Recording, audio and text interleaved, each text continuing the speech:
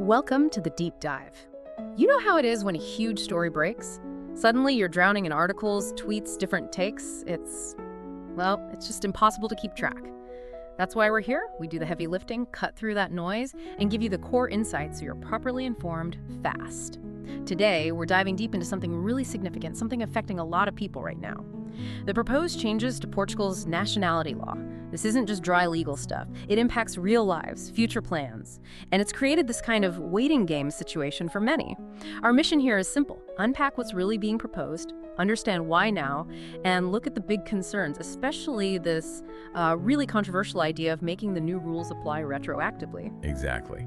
To set the scene a bit, the Portuguese government put forward this draft bill back on June 19th, 2025. It's part of their bigger governing plan, and, well, the official reason they're giving is to stop a, quote, last-minute rush of applications. Yeah. You know, people trying to get in under the wire with the old rules.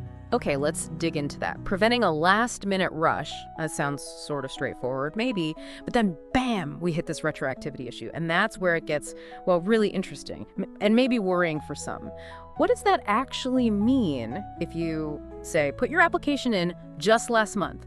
You thought you knew the rules. Right, that's the crux of it. The proposal suggests that applications submitted on or after June 19, 2025 could potentially be judged by these new, tougher conditions. Yeah. And here's the kicker.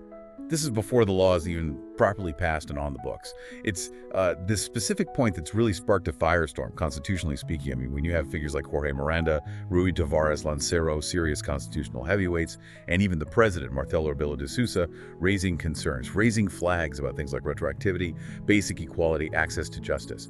It tells you this is more than just a minor legal tweak. It's challenging fundamental ideas about legal predictability, about people's rights. It could be a pretty big shift in how laws are applied there. Wow, okay, so that retroactive part is clearly a huge point of contention.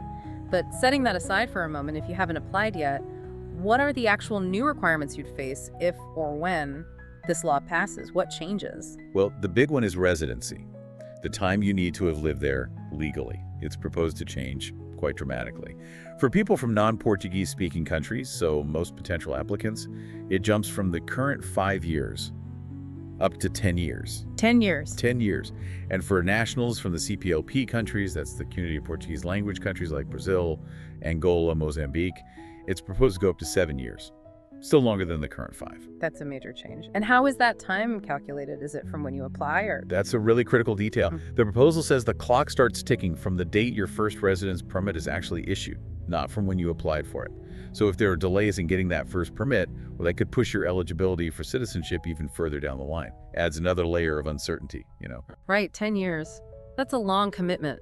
But it's not just about time on the ground, is it? I hear there are new tests or declarations involved. What kind of integration proof is needed? You're right. It's more than just residency duration. Applicants still need to pass the A2 level Portuguese language test. That stays.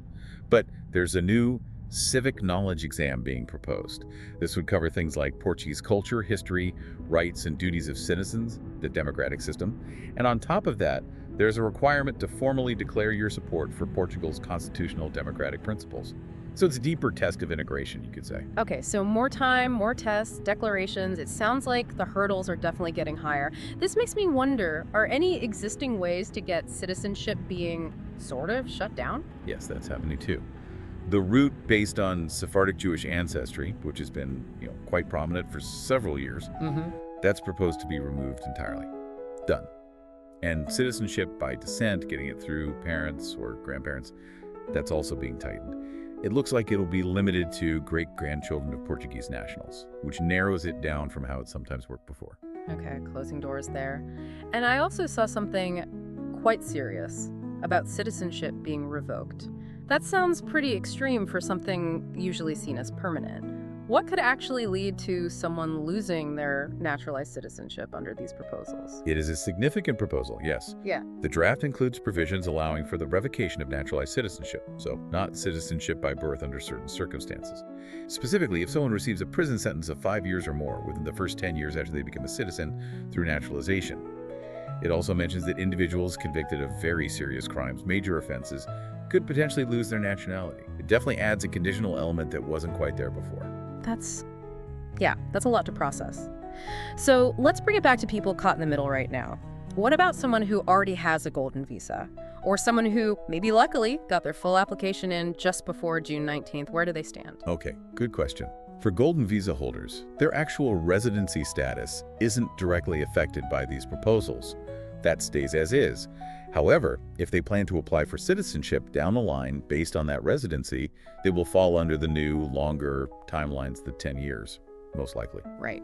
Now, for people who submitted their citizenship application before June 19, 2025, and crucially, had all the required documents submitted and complete by then, the general expectation, based on normal legal principles, is that they should still be assessed under the old 5-year rules. Okay, so maybe some relief there for the early birds. Maybe. But the real uncertainty, the direct impact of that retroactivity clause we discussed, is for applications submitted on or after June 19th. Those applications, even if submitted just a day after the cutoff, could potentially be reevaluated under these proposed stricter rules. It really depends on how the final law is written and inevitably how courts interpret it. That's the gray area. So much uncertainty then. Right. Which brings us back to this waiting game idea. What actually happens next? You mentioned the bill went to Parliament. Why the delay until September? It really is a waiting game now.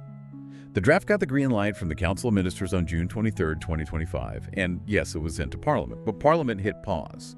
They've pushed the vote back to September 2025. And the reason for that delay is precisely because of all these concerns we've been talking about. They want time for experts to weigh in, for public hearings. Those fundamental constitutional questions, the retroactivity, the equality issues, access to justice, even the nationality revocation part. These aren't small things. They're being debated seriously by top legal minds, by parliamentary committees, and as we noted, the president himself has voiced concerns. So the pause is significant. Okay, so let's try and wrap this deep dive up for you listening.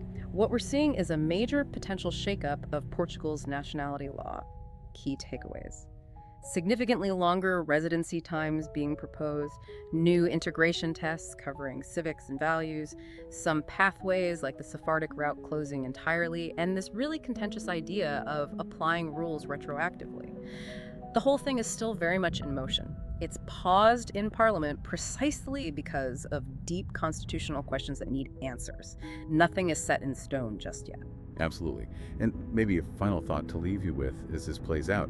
Beyond just the specific rules for Portugal, what does this whole situation, this deep dive, tell us about the bigger picture, about the relationship between countries and the people who want to become their citizens in today's world? With global movement, security concerns. But where's the balance? How does a nation exercise its right to decide who belongs, while also ensuring fairness, predictability, and basic rights for individuals caught in the process? It's something we're thinking about, isn't it? Especially as everyone involved continues this waiting game.